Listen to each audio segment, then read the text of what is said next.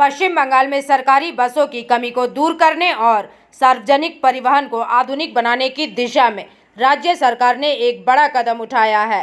मुख्यमंत्री शुभेंदु अधिकारी ने आज राज्य में 50 नई एसी बसों का उद्घाटन किया। उद्घाटन समारोह को संबोधित करते हुए मुख्यमंत्री ने क्या कहा है, आइए सुनते हैं।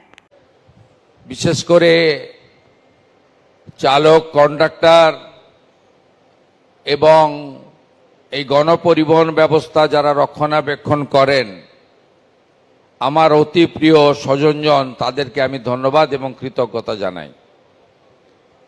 আমাদের মঞ্চে উপবিষ্ট আছেন এই রাজ্যের একাধিকবার বিধায়ক সাংসদ হয়েছেন, বহু অভিজ্ঞতা সম্পন্ন নেতৃত্ব যার হাতে আমরা ট্রান্সপোর্ট এবং লেবার ডিপার্টমেন্টের দায়িত্ব ন্যস্ত করেছি। কাজের মানুষ, ডাইনামিক নেতা অর্জুন সিং মহোদয়, আমাদের মধ্যে উপবিষ্ট আছেন সেকেন্ড টার্মের এমএলএ তথা পিএইচই এবং পিডব্লিউডি দপ্তরের পূর্ণমন্ত্রী, কাজের মানুষ ডাক্তার অজয় পোদ্দার মহোদয়, আমাদের মধ্যে উপবিষ্ট আছেন এবারের যে বিধানসভা নির্বাচনে এই রাজ্যে সর্বোচ্চ ভোটে যিনি জিতেছেন 294 জনের মধ্যে 1,04,000 ভোটে জিতেছেন, তিনি ট্রান্সপোর্ট ফিনান্সের রাজ্যমন্ত্রী, শিক্ষক আনন্দময় বর্মন, তরুণ নেতা। আমাদের সব যত সিদ্ধান্ত আমরা করছি দ্রুততার সঙ্গে যিনি কার্যকর করছেন এবং এই রাজ্যের তথা এই দেশের একজন অত্যন্ত সিনিয়র মোস্ট আইএএস কাজের মানুষ মনোজ আগরওয়ালজি, মুখ্য সচিব পশ্চিমবঙ্গ সরকার, মাননীয় সচিব ট্রান্সপোর্ট বিভাগ, তিনিও কাজের মানুষ, উনাকেও আমি বহুদিন চিনি, মাননীয় রবীন্দ্র সিংজি আইএস এবং ট্রান্সপোর্ট ডাইরেক্টরেট সহ আমাদের WBTC, NBSTC, SBSTC, transport infrastructure development corporation TIDC, ডাব্লিউবিটিআইডিসির আধিকারিক সকলকে আমি ধন্যবাদ জানিয়ে প্রেস মিডিয়ার বন্ধুদের আমি ধন্যবাদ জানাবো যে তারা আমাদের এই কার্যক্রম গোটা বাংলার মানুষের কাছে পৌঁছে দিচ্ছেন। ট্রান্সপোর্ট বিভাগ, যেটা একটু আগে মুখ্য সচিব বলেছেন, এটি একটি অত্যন্ত নিত্যদিনের প্রয়োজনীয় অপরিহার্য একটি যোগাযোগের বড় মাধ্যম। একটা সমাজ, একটা রাজ্য, একটা সরকার তখনই গতিশীল হতে পারে যখন তার যোগাযোগ ব্যবস্থা আধুনিক, স্বচ্ছন্দ, পরিবেশ বান্ধব এবং সময়ের প্রতিপালন এর মধ্য দিয়ে হতে পারে। এবং এই যোগাযোগ মাধ্যমের যত আপনি বিস্তার ঘটাবেন ততই এই রাজ্যে শিল্প আসবে, বাণিজ্য বাড়বে এবং কর্মসংস্থানের সৃষ্টি হবে। মাননীয় নরেন্দ্র মোদীজির নেতৃত্বে যেভাবে সড়ক বিপ্লব হয়েছে, নীতিন গডকরিজির নেতৃত্বে এই সড়ক বিপ্লবে আমরা যদি ট্রেন, মেট্রো জলপথ, আকাশপথের সাথে সরকারি গণপরিবহন ব্যবস্থাকেও সঠিক সুন্দর করতে পারি, আমাদের এই রাজ্য দ্রুততার সঙ্গে এগিয়ে যাবে। আমি 2016 থেকে 20 ট্রান্সপোর্ট দপ্তরের মন্ত্রী ছিলাম। আমি জানি এখানে অপরচুনিটি কতটা আছে। আমি জানি ভারত সরকারের সঙ্গে ঝগড়া যুদ্ধ না করে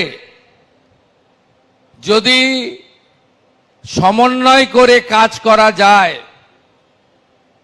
তাহলে ট্রান্সপোর্ট দপ্তরে কিভাবে উন্নয়নের গতি আনা যেতে পারে।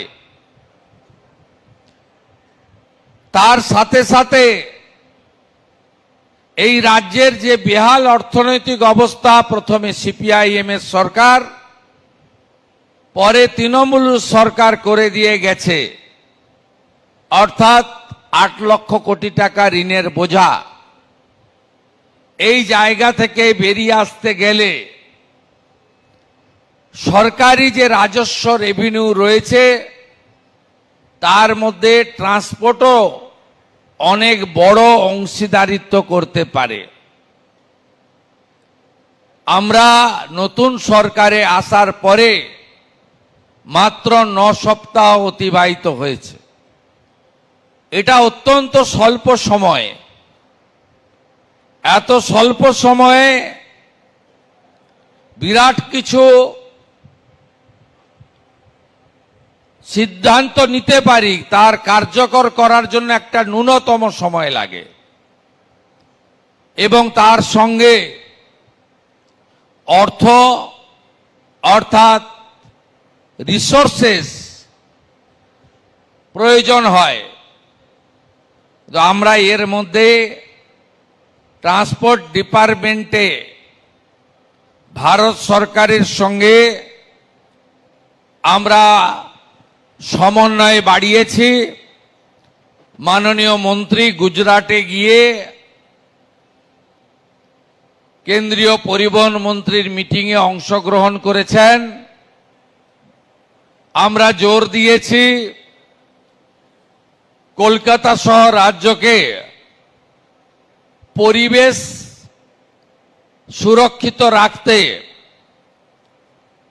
পরিবেশ বান্ধব অর্থাৎ সিএনজি এবং ইলেকট্রিক ভেহিকেল যাতে বেশি আনা যায় করা যায় এটাকে গুরুত্ব দিয়েছি। আমাদের আরবান ডেভেলপমেন্ট মিনিস্ট্রি, তাদের সঙ্গে আমাদের কথা হয়েছে, মনোহরলাল খট্টরজি এসেছিলেন। তারা কস্ট রেশিও 60-40 অর্থাৎ 60 টাকা দেবে ভারত সরকার, 40 টাকা দেবে রাজ্যের সরকার। আমরা এখানে আরো আমাদের ইলেকট্রিক বাস আমরা আনব।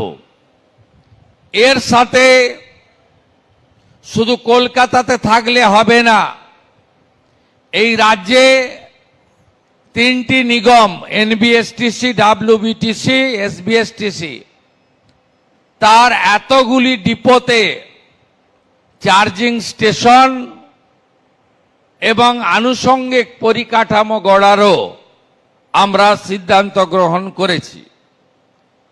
আমাদের রেলমন্ত্রী এসেছিলেন। আমরা বলেছি কলকাতা মেট্রোকে, আপনারা জানেন চিংড়িঘাটা মেট্রোর সমস্যা বিগত সরকার 17 মাসে মেটাতে পারেনি।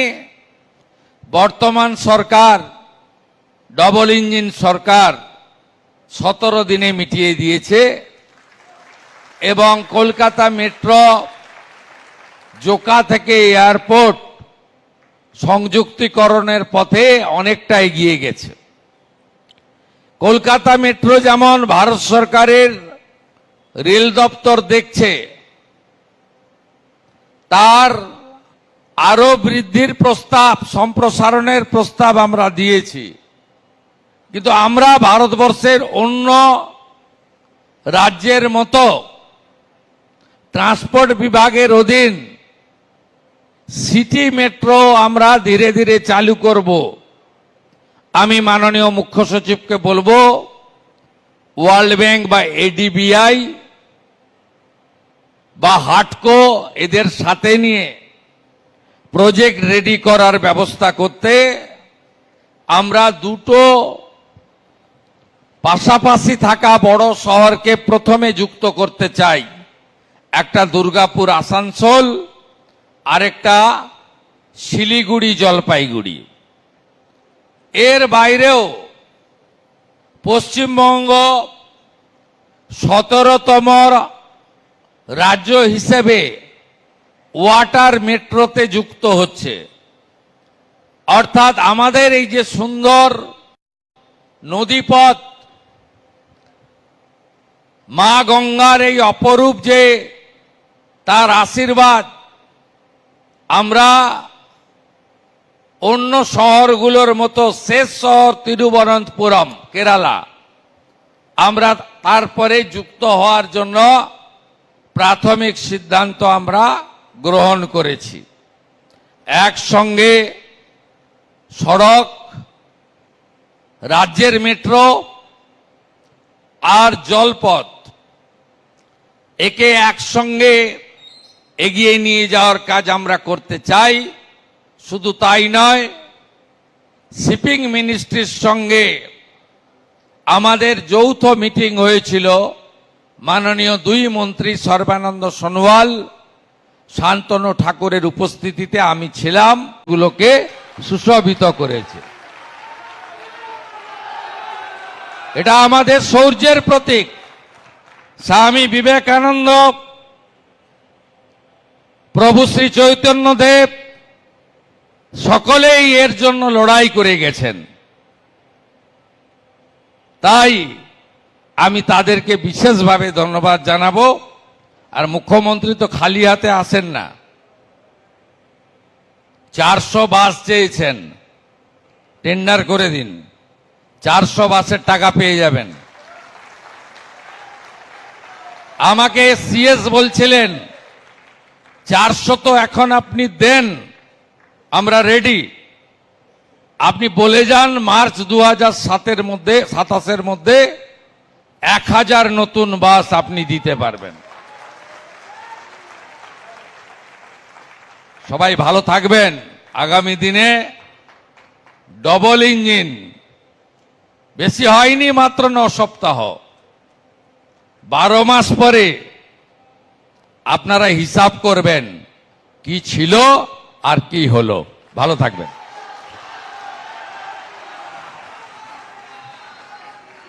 এবারে তাহলে আমাদের এই 50টি বাসের যাত্রাপথ সুগম করার জন্যে সবুজ পতাকা দিয়ে সবুজ সংকেত জানাচ্ছেন মাননীয় মুখ্যমন্ত্রী এবং অন্যান্য মাননীয় মন্ত্রী এবং আধিকারিকগণ যারা মঞ্চে আছেন।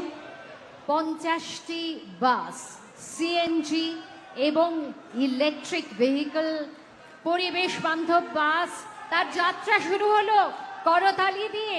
আপনারা সকলে এই যাত্রাপথকে সুন্দর, সুগম, গতিশীল হওয়ার প্রার্থনা করুন।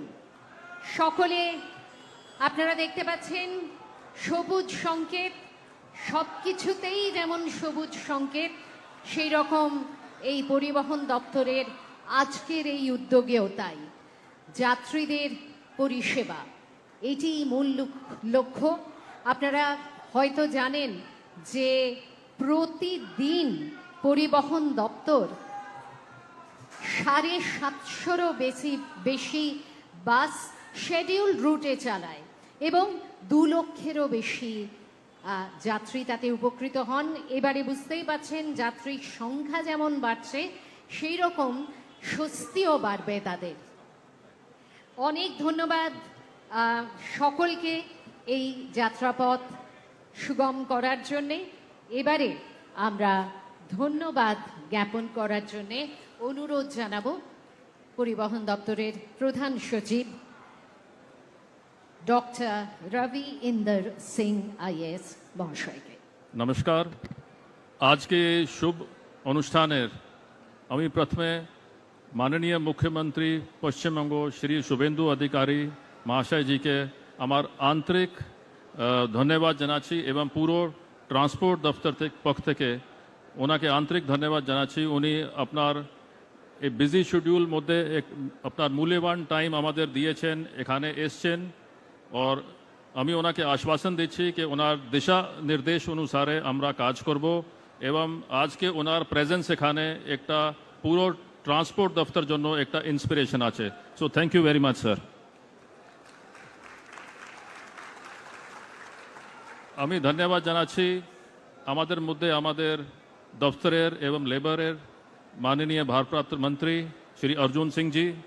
উনি পুরো ট্রান্সপোর্ট দপ্তরের পুরো টিমকে যেভাবে লিড করছেন এবং গাইডেন্স করছেন আর যেভাবে ওনারা বলছেন আমরা সেভাবে এগোচ্ছি। মাঝে উপস্থিত রয়েছেন আমাদের সম্মানীয় মুখ্যমন্ত্রী মাননীয় শুভেন্দু অধিকারী মহাশয়।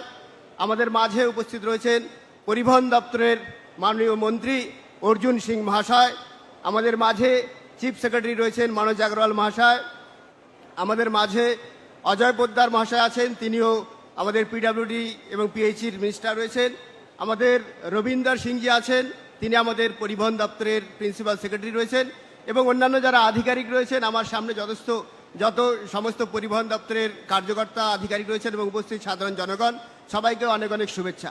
দেখুন, পরিবহন দপ্তরের আর কাজ দীর্ঘদিন ধরেই আমরা দেখেছি, বিগত সরকারের আমলে খুব বেশি কাজ হয়নি। পরিবহন ব্যবস্থাটাই প্রায় ভেঙে পড়েছিল। সেখান থেকে নতুন করে এই পরিবহন ব্যবস্থাকে গোটা রাজ্যের জন্য আমরা যাতে ঢেলে সাজাতে পারি সেজন্য নতুন নতুন পদক্ষেপ গ্রহণ করা হচ্ছে। আমাদের সরকার এইবার পশ্চিমবঙ্গে ক্ষমতা দখল করার পরেই আমরা আমাদের যে প্রতিশ্রুতি ছিল ভোটের আগে যে মহিলাদের জন্য ফ্রিতে যাতায়াতের ব্যবস্থা, সেই ব্যবস্থা আমরা করেছি। গোটা রাজ্য জুড়ে আমাদের এই ব্যুরো রিপোর্ট, PVTV নিউজ।